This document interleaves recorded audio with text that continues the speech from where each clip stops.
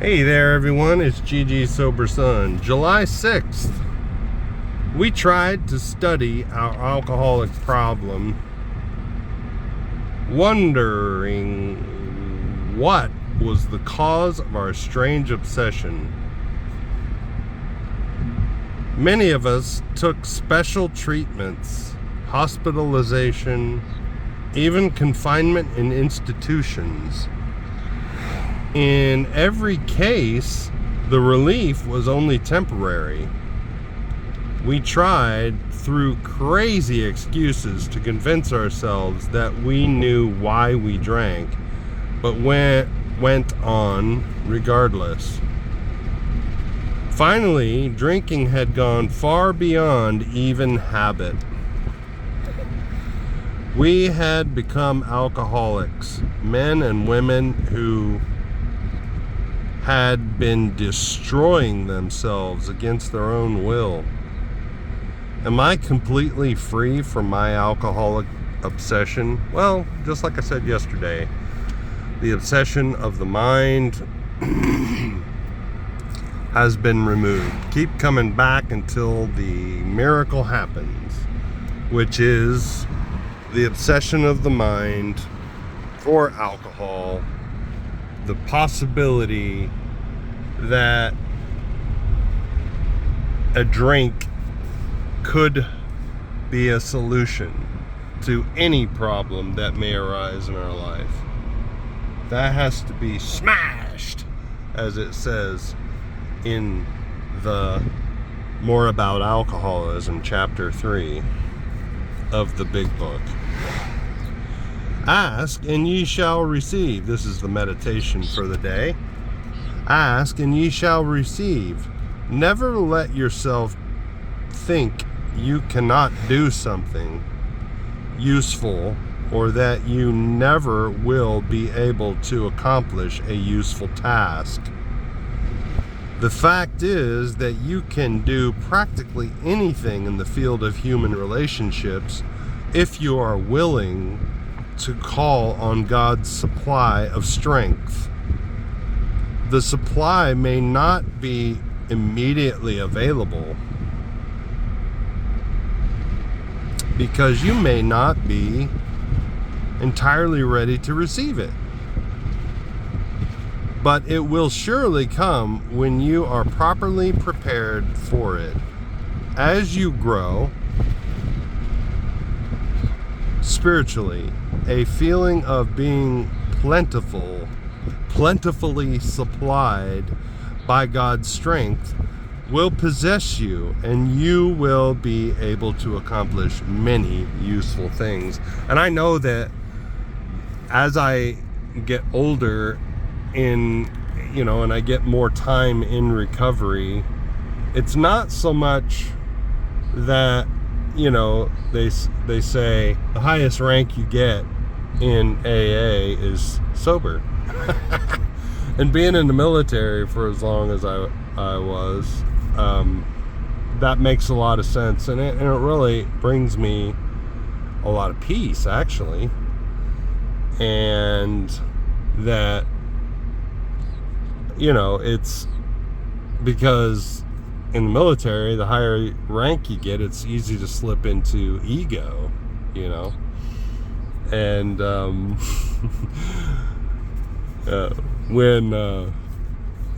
but it is kind of cool. Like in the military, my son was telling me, like, he was given a position of authority when he was in technical training, and so all these new airmen coming in from basic training to the technical center were all in the hallway, clogging the hallway, and he had to get through to do something. So the thing we do in the military is say, make a hole, and everybody moves to the side, like flattens up against the wall. And he's like, oh, that's such an awesome feeling when you just say, make a hole, and everybody parts like the Red Sea. No such thing in AA, and there shouldn't be. If anybody tried to institute something like that, or show that level of respect, I guess, if you want to call it that level of hierarchy, oh, we should dash it as soon as possible as the individual being given any kind of malarkey like that. So it's super important to be mindful of my own propensity for ego. But the longer I'm in recovery, the more I feel comfortable in my own skin, you know, and the more I have experienced the power of God in my life, the power of God, the mystery of faith and God's mysticism, you know, the fact that the more I know, the more I realize how little I know about who God is and God's ways and powers and, you know, desire to help. I just know that he does, and I know that he wants to. And as soon as I try to figure out how he's going to answer prayer or how he's going to come through in any given situation, I limit God. So it's best that I try to let go of that. Ask in any endeavor to try to be of service to somebody, and then God will supply. You'll be on the other side of it before you know it. I'll never forget one time there was a guy who he had mental issues, but he overheard in a conversation and basically interjected. He overheard this guy say something about that he was an aircraft mechanic at one time, and he was like, oh, hey, I need a mechanic to help me fix my car. And this guy, like I said, he was new, and I wasn't sure he was sold on the idea of AA in the first place. So I stepped in and I said, hey man, I'll help you out. I can take you on base, and you know, we can work on getting your car squared away. And so I did, and he had the money to get the parts and pay for the work stall at the auto hobby shop on base. And so, and they have all the tools and everything, and they have some guys there that can help as well. But I went online and I printed all this stuff out, and it's probably 100 steps to, he had a leaky, something leaking, like coolant line. He kept having to top it up with water. So anyway, I went and I took the whole front of this guy's engine off, basically. And then and he wasn't standing there the whole time. He went and sat down, he wasn't like, and he went and sat down and actually fell asleep. He had a nap while I was taking his engine apart, basically. And, and at one point I got tired and hungry, and I just felt so overwhelmed. But it turned out where I was going to replace his water pump. Well, it turned out there was a connector for the hose that was rusted out. The water pump was fine. And so I didn't have to basically take the whole front end, the entire front end of his engine off in order to fix it. And he ended up saving money because of this discovery. But my point was that I got really overwhelmed about how am I going to get this all back together again, And I just prayed, God, I want to be of service to this guy.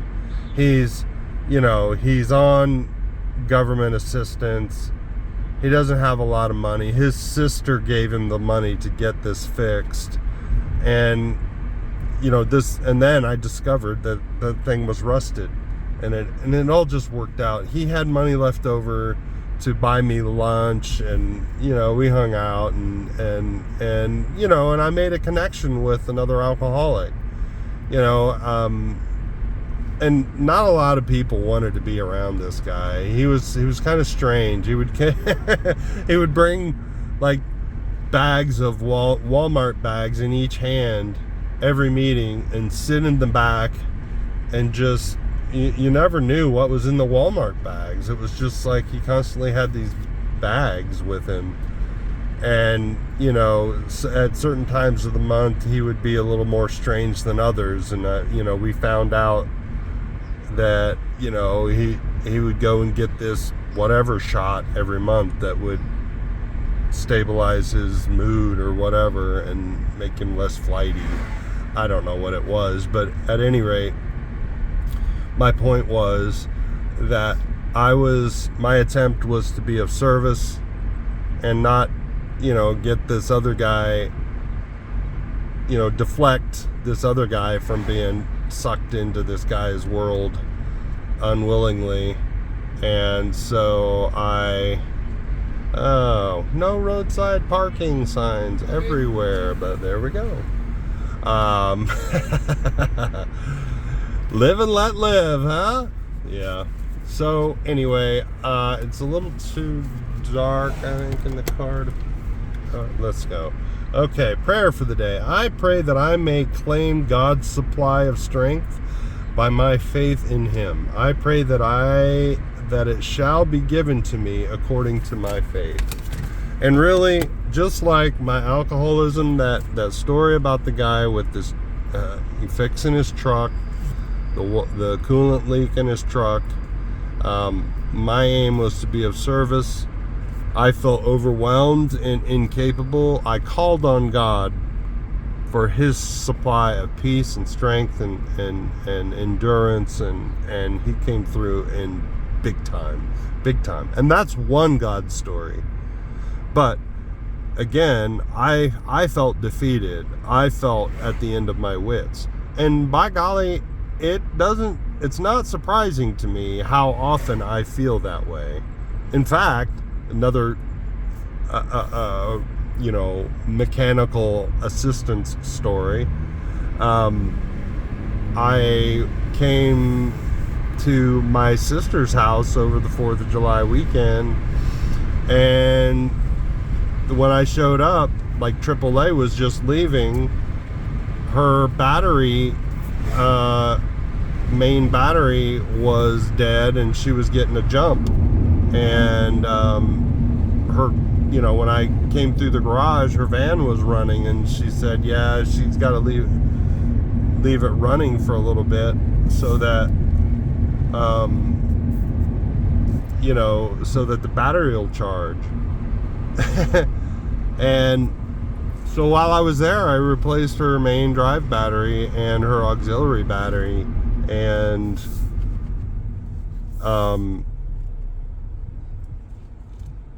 anyway, and you know, it wasn't as straightforward as I hoped it would be. It took some doing, you know, and I kept having to, I would do one part of it, you know, because we just thought it was the main battery. I never knew there was an auxiliary battery, but she's got an automatic stop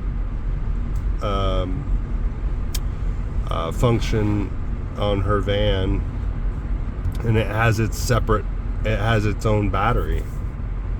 I'd never experienced that before. So we went and got the main battery, and as the guy was bringing it out from Advance Auto Parts, he was like, we don't install these. He said, but the battery's probably in the back here underneath the seat. And I don't know why he would tell us that when he doesn't know for sure, but it wasn't. Or he said something about the auxiliary battery. And anyway, so I replaced the main battery, and then I thought, well, you know, watching a video and stuff like that, I found out that there was an auxiliary battery. And so at any rate, I went ahead and had to go back out, get the auxiliary battery, all this stuff, you know, and it just wasn't as smooth as I had hoped it would be. And I started experiencing a lot of self-doubt, you know, and being around family, sometimes it's easy to slip back into the old family roles, you know, the old dysfunctional family roles.